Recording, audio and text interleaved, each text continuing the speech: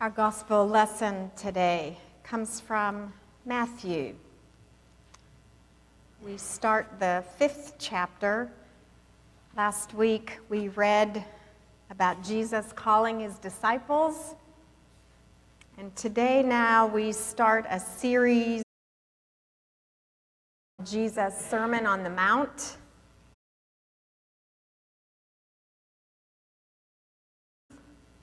And we start with the Beatitudes, verses 1 through 12. Continue to listen now for God's word. When Jesus saw the crowds, he went up the mountain. And after he sat down, his disciples came to him. Then he began to speak and taught them, saying, "Blessed are the poor in spirit, for theirs is the kingdom of heaven. Blessed are those who mourn, for they will be comforted. Blessed are the meek, for they will inherit the earth. Blessed are those who hunger and thirst for righteousness, for they will be filled. Blessed are the merciful, for they will receive mercy. Blessed are the pure in heart, for they will see God.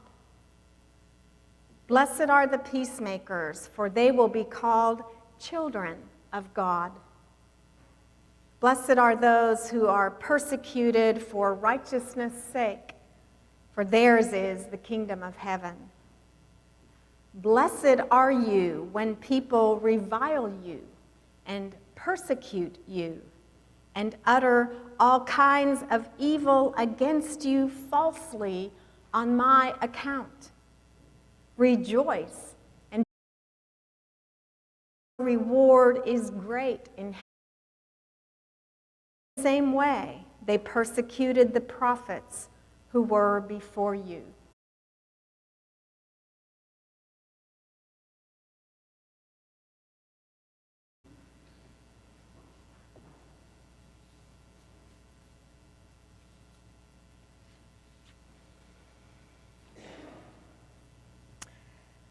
Today we come to Jesus' vision statement.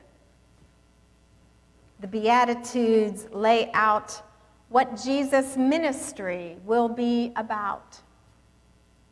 People have repented and responded to Jesus' call, and now he begins to share with them what this new kingdom will look like and who it is for.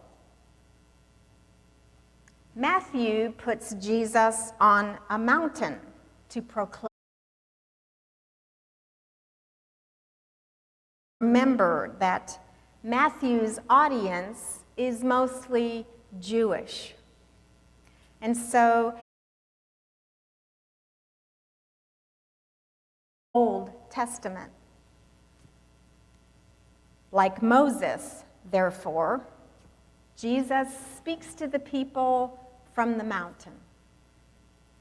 Only Jesus gives the people a different set of instructions from God.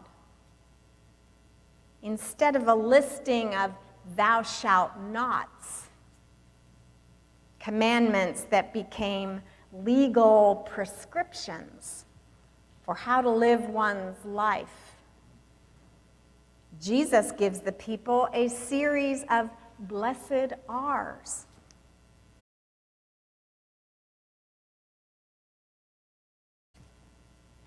Not at all what his Jewish audience. Jesus didn't say, "Blessed are you, children of Abraham." Jesus didn't say, "Blessed are you who are well off because you've been faithful to sacrificing and observing the Sabbath." What they hear instead is that their Messiah is not just blessing them. Blessed are the poor and the meek has a much wider population. What's more, Jesus is speaking a whole new language. His vision is not from the Torah or the Talmud. The first thing Jesus wants people to know is that God is not primarily a God of judgment and legalism and exclusivity. The commandments are twisted in interpretation.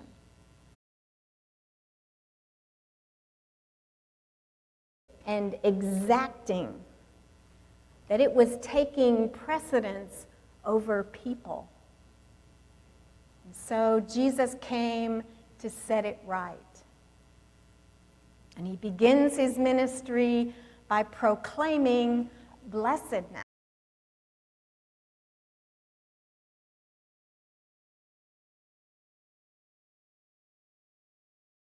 Those who mourn is Jesus.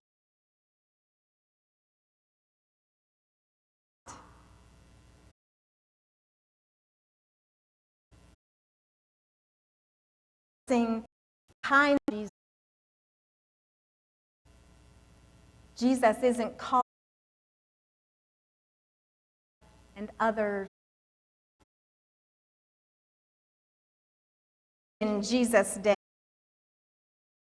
based on their heritage.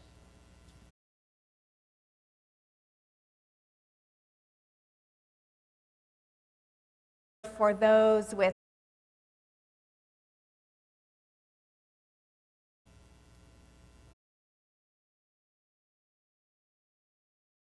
society and popular, those who seem to have it all. They thought they had a sure and certain path to heaven.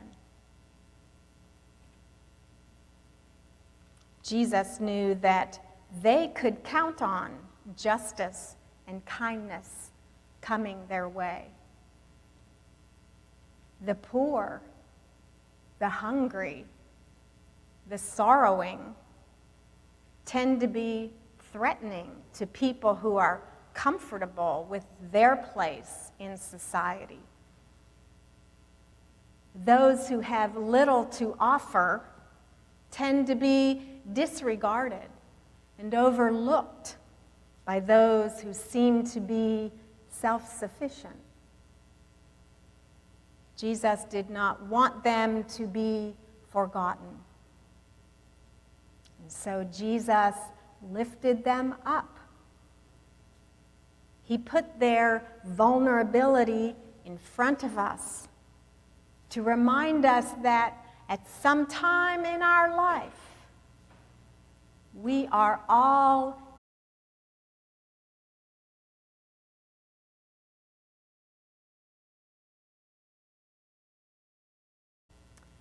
and knowing that need allows us to embrace all of life, even the vulnerable and the broken places. If we can embrace our own brokenness, then we can embrace those among us who are broken. Jesus is teaching and reminding the people in his day and all of us that God's self is revealed most clearly at our places of deepest need. When we really need God, we are aware of God's presence so much more.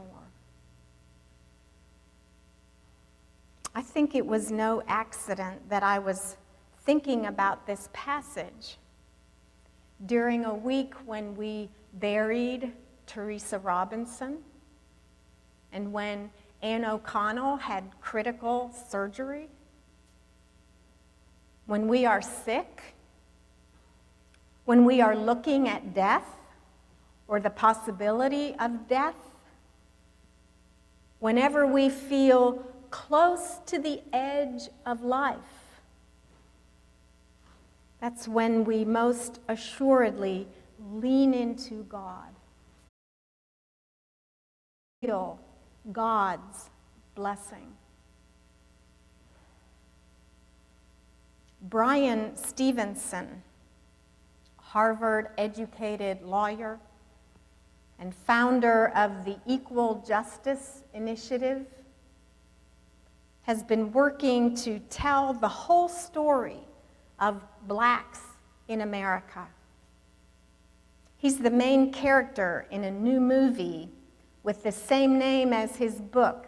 It's called Just Mercy, and Steve Justice put me onto it. It's the story, Just Mercy, is the story of how Stevenson worked to get an innocent man off of death row. More recently, he has spearheaded the Legacy Museum in Montgomery, Alabama, which explores the history of racial inequality in hopes of promoting reconciliation. Pulling together this history was to have people go to lynching sites and collect soil from them and put it in a jar. The jar is then labeled with the victim's name and the date of the lynching. Jar.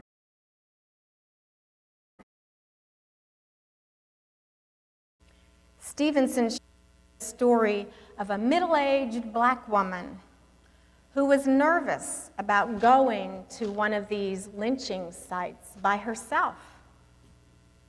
The site was in a pretty remote area, but she decided to do it. She went to the place where the lynching happened. She was about to start digging for the soil when a truck drove by. And there was a white man in the truck who slowed down and stared at her. And then the truck stopped. And a big white man got out and started walking toward her. She became more nervous. The white man walked up to her and said, "What are you doing?" She said something got hold of her.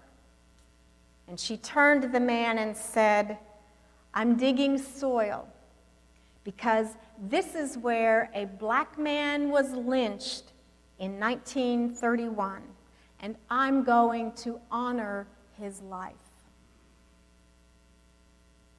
She was so scared that she started digging really fast. And then the man stood there and said, "Does that paper you have talk about the lynching?" And she said, "Yes, it does." And then he said, "Can I read it?" And she gave the man the paper, and he stood there reading while she was digging. And then he put the paper down and asked, "Would it be okay if I helped you?" And then he got on his knees. She offered him the trowel, but he started digging with his hands. He put the soil in her jar. His hands were covered in black soil, and it moved her. And she said the next thing she knew, tears were running down her face. And he stopped and said, "I'm sorry for upsetting you. I'm afraid my grandparents might have been part of that lynching." And she said, "No, you're not upsetting me. You're blessing me." And they kept putting the soil in the jar.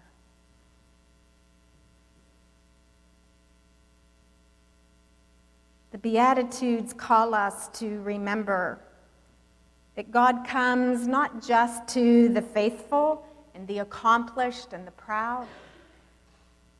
God comes where we least expect God to be, amid the brokenness. Jesus announced from the mountain that his followers needed to be different. He affirmed Micah's prophecy. His kingdom people needed to do justice and love kindness and walk humbly. They needed to bless that which the world refuses to bless. They needed to love what the world calls unlovable. They needed to redeem that which the world does not believe merits saving. Jesus' vision statement gave unconditional blessing in hopes that a people separated could find common ground in their brokenness and their blessedness. Those in the kingdom of heaven would be blessed in order to bless.